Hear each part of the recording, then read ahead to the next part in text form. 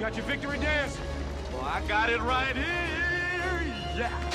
You're high-fiving, walking out to the jet and stuff like that, you're most likely going to die on that mission. Hey GQ, it's Wiz. Welcome back to part 2 of the breakdown, where we're going to be watching some more awesome fighter pilot clips.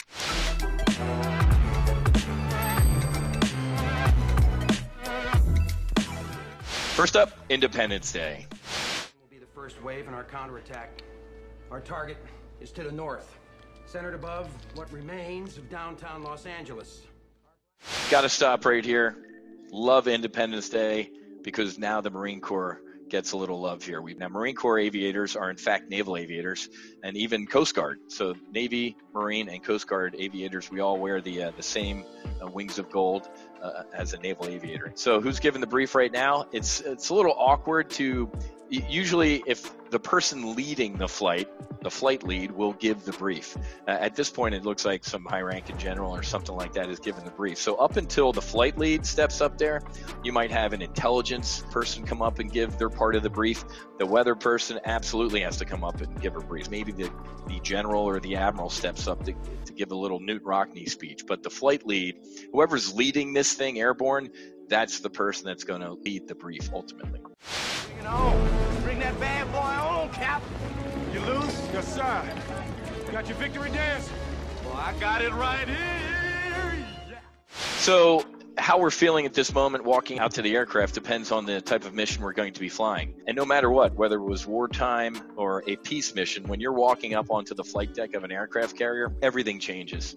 You put your game face on. One of the most dangerous places on the face of the earth to walk or to work is the flight deck of an aircraft carrier. You got propellers spinning, you got jet blast, you got people getting blown overboard, you get people walking in the propellers accidentally. So walking around on the flight line, you want to get in your jet as quick as possible. But walking out to the aircraft, especially if it is a combat mission, you kind of got your game face on. We're taught to compartmentalize, meaning I'm not wondering, if I paid the mortgage, is the grass too long, or anything like that. You have to put all those things aside to focus on the mission. At the end of the day, we are all about the mission and we are focused. If you're high-fiving, walking out to the jet and stuff like that, you're most likely going to die on that mission. Hey, don't get premature on me, soldier. We don't light up till the fat lady sings. When I heard that line, I could hear every Marine across the world, literally, their head explode. He called him soldier. Don't ever call a United States Marine a soldier. A soldier is in the United States Army. A Marine is in the United States Marines.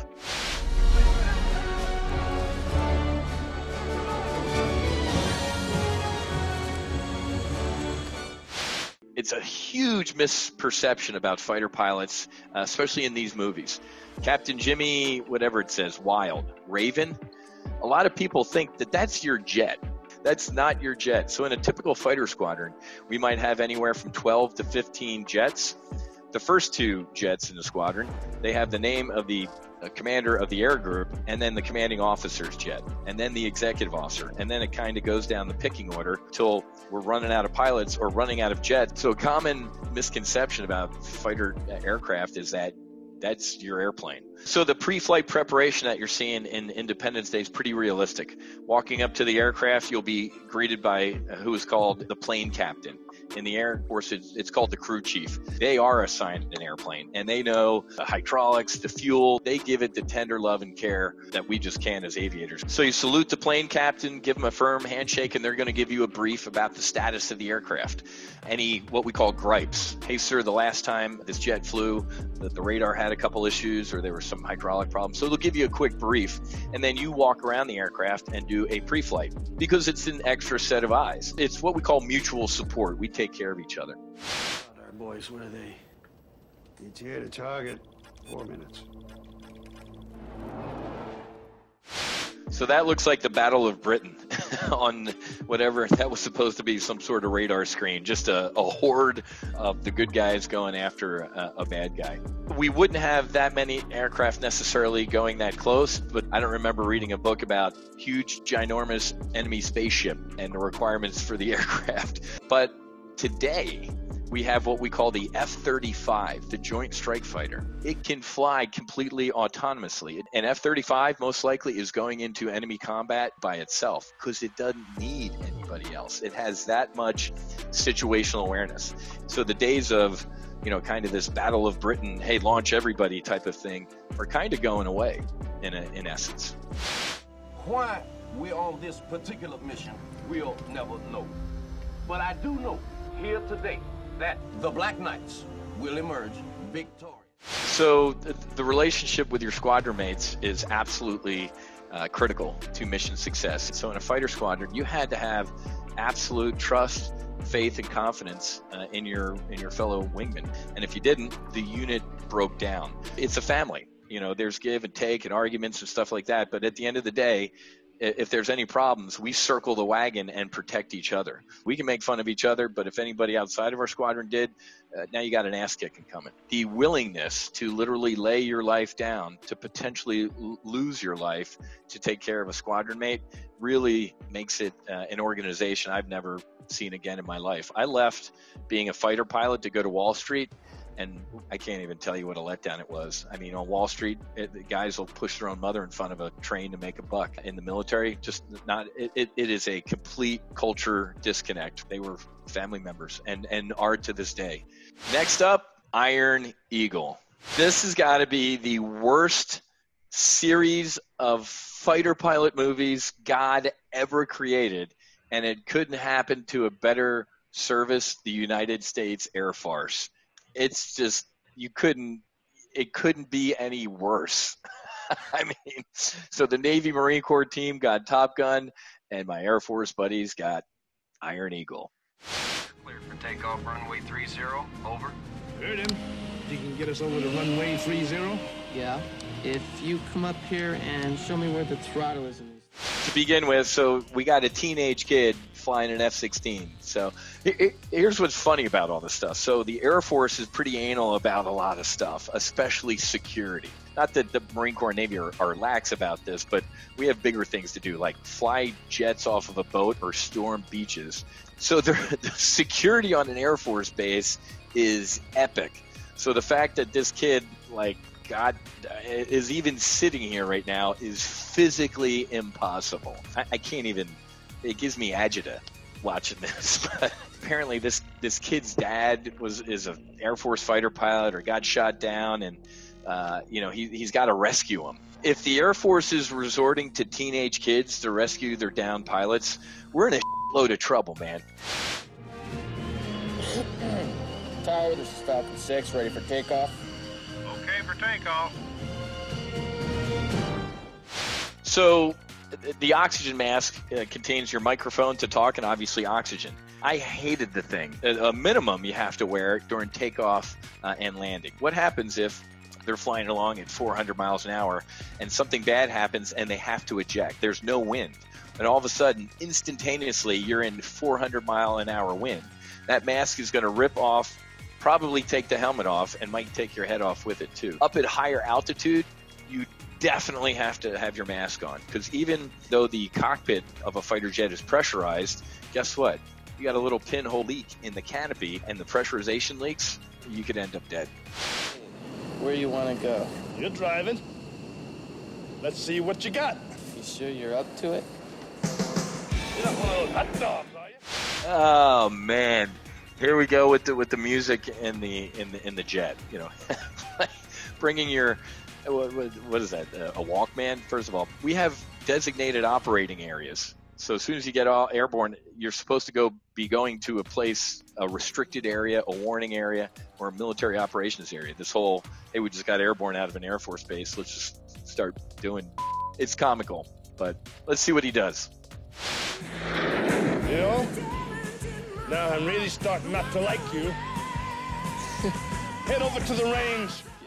So the idea that this colonel with thousands of hours in the F-16 could be feeling a little not up to being pulled around by a teenager is comical at this point. This is just pure comedy gold. Anytime I took off in the F-18 Hornet, even if it was a ferry flight, for example, taking off out of point A just to get to point B, I rolled the jet inverted at some point. Just getting airborne out of Air Force Base X to go do some aerobatics. It doesn't happen. Cut off that stuff! It'll screw up my rhythm.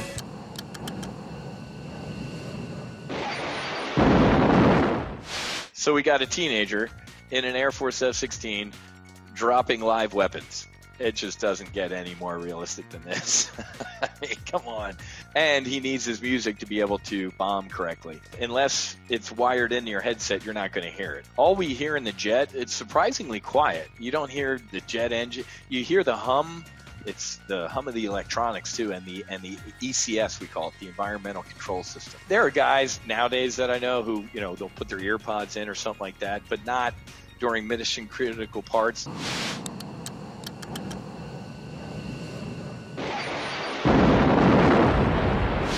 There are limited ranges in the United States where you can drop live ordnance, but it's very, very obviously restricted away from the civilian population. But you have to drop live weapons to get familiar with their use. The first time loading live weapons or you dropping live weapons in a combat situation isn't the first time you want to be doing it. You want to have done this in training a lot before doing it live.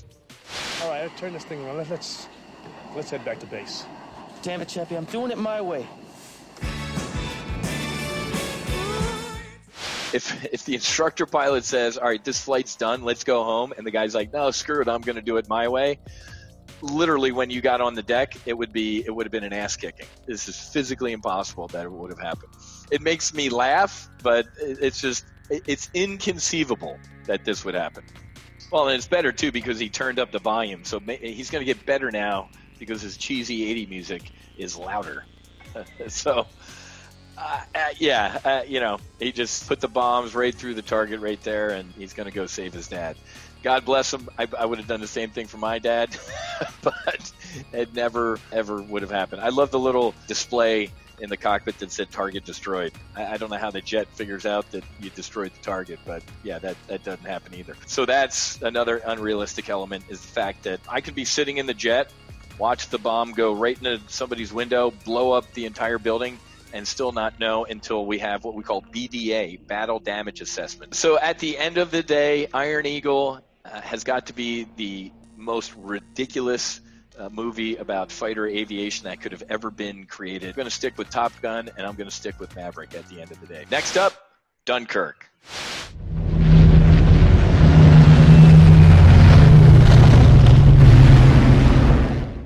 So this is I believe it's a Spitfire. So the Battle of Dunkirk, just a strategic disaster. In the military, we have a term called successful failure. The way that the British rallied to save their troops from Dunkirk is just fantastic. And the performance out of these aviators was nothing less than stellar.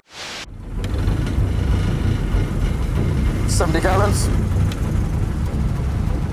68 gallons, Fortis leader.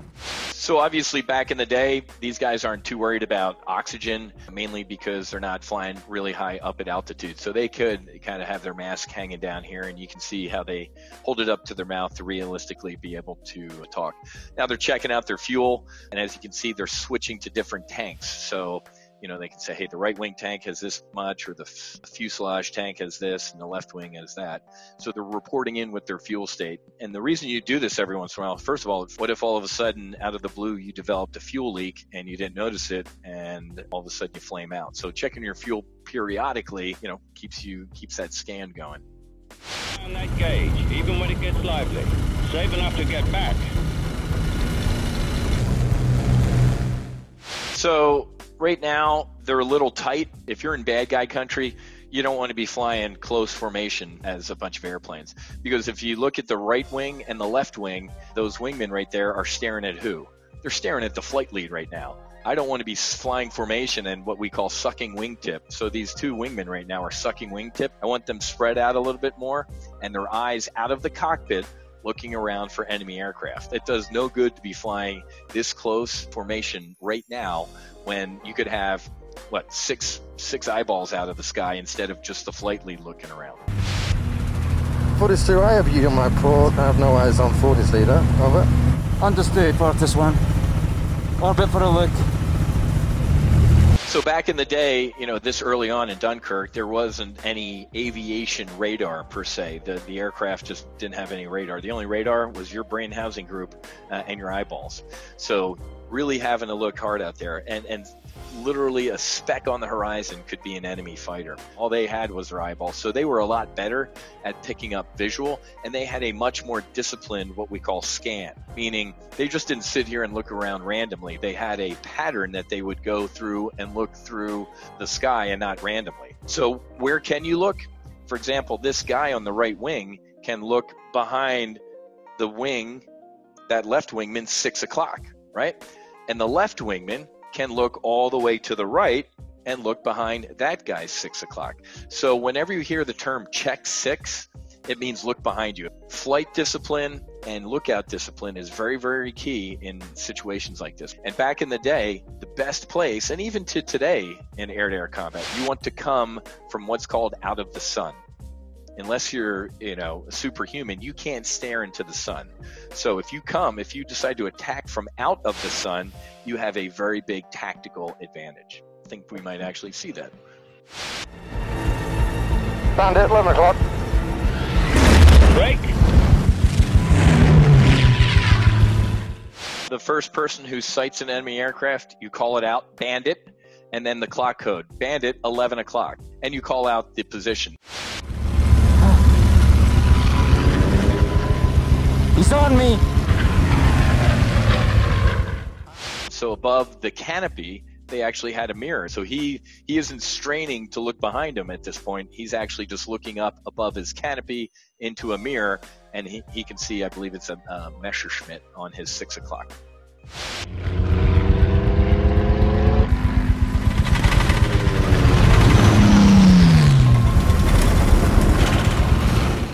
So right now, he's in a tough spot. He's got to shoot this German down, but he doesn't want to shoot his wingman down.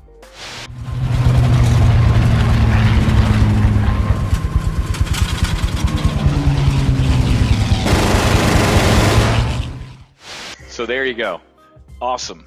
So you're looking at a gun reticle. So this is what is displayed right in front of the pilot's vision. It's right in his line of sight. And in these old fighter planes, the guns out in the wings are aligned to what we call right in the middle right there. That's called a pipper. You see that little orange dot? That is right on that dude's head. However, when he's squeezing the trigger right now, guess where those bullets are going to go? Behind him. So what we have to do whenever you're trying to shoot somebody down, you have to do what we call pulling lead. So right now when he squeezes those bullets, this guy's already going to be gone from where he is right there. So he's got to aim, let's say, I don't know, 1 or 2, 3 airplanes in front of him to put those bullets out in front of the bad guy so he flies through them. In a modern fighter aircraft, there's not that many. I think 600-ish in the F-18, which might sound like a lot, but it's literally this much. You ready? That's it. So about 2 to 3 seconds, if you kept the trigger down in the F-18, you'd be out of bullets. A lot more back in the day. These guys weren't carrying air-to-air missiles or radar, so their wings were full of a lot more ammunition. Once you're out of bullets, you're out of bullets. I mean, there's been some circumstances of, you know, guys running out of ammo and ramming other airplanes. And we saw just horrifically in the Pacific where the Japanese used what they called kamikaze, the divine wind. They would lock these guys in a plane like this, put a bunch of gas in a plane, put a bunch of bombs on it, and have them go try and crash into an aircraft carrier or a ship. They were the first, if you want to call it, guided bombs of the modern warfare era. So even if you're running out of ammo, you still got you at the end of the day.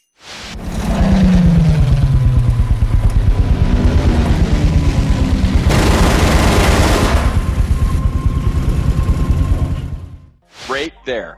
Perfect shot. And now he put some rounds right in front of the German aircraft, and the German's going to fly right through him. Boom.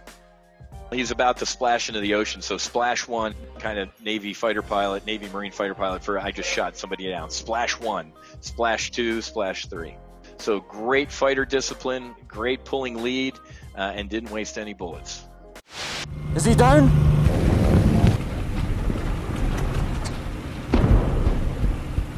Yeah, he's down for the count. What happened? They're both staring where?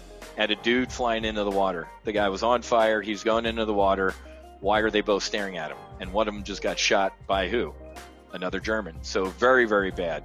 That's the hair on the back of your neck should stand up if we're both staring at the same piece of sky, or water in this case, and nobody has their eyes out looking for the other bad guy. So great scene, Dunkirk, great movie, and really speaks to the heroism of the men and women in the Royal Air Force. You can tell that they actually are using the Spitfire aircraft. You can tell, I think they even had the actors in the airplanes. So very realistic. All right, thanks for watching part 2 of the breakdown. Those were some awesome clips. Had an absolute blast. Make sure you stay safe out there and fly Navy.